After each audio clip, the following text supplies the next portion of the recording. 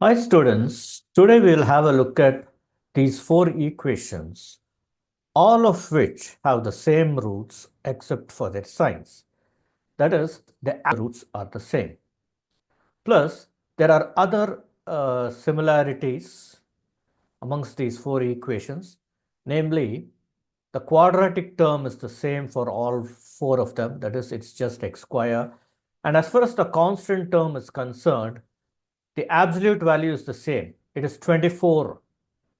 That's the constant term for all the four equations, except that the signs vary. For example, here it's minus 24 and minus 24.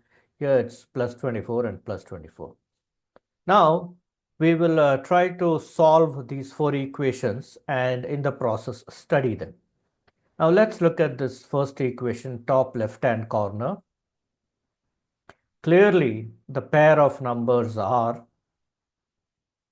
6 and 4. So you have x plus 6 and x plus 4 equal to 0. So this gives us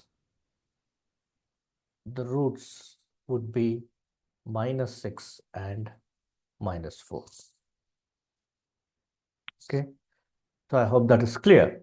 Now let's get to this one, bottom left. Now, what pair of numbers will multiply to 24 but sum to minus 10? It's going to be minus 6 and minus 4. So this would be, let me just clear the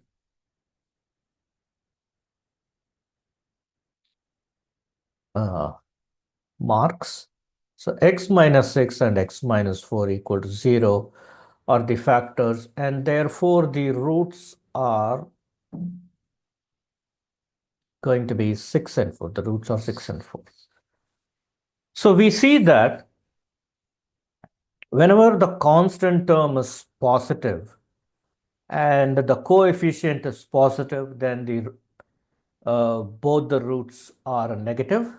But when the constant term is positive and the same coefficient is of the linear term is a negative, then both the roots are positive.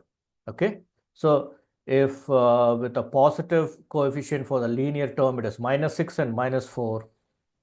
For the equation where the coefficient of the linear term is negative, it is 6 and 4. That is, both the roots have the same signs. That's what I'm trying to say here. Now let's look at the situation where the constant term is a negative. So let's go and find a pair of numbers. So again, we have 6 fours or 24, but then the linear coefficient is 2. Now the only way I can have it is if I choose the pairs like this. 6 and minus 4, it will multiply to minus 24 and add to plus 2x. So the equation in its most factorized form is going to be this, which means the roots are going to be and plus 4. Now what happens when the linear coefficient is negative and the constant term is also negative? Now again, whenever the constant term is negative, one of them is going to be positive, the other is going to be negative. That is the pair of numbers that we are choosing. One of them is going to be positive, the other is going to be negative. And clearly, since the linear coefficient is negative, the larger number is going to be negative. So the pairs are going to be minus 6 and 4, which will give us minus 2, and both will multiply to minus 24.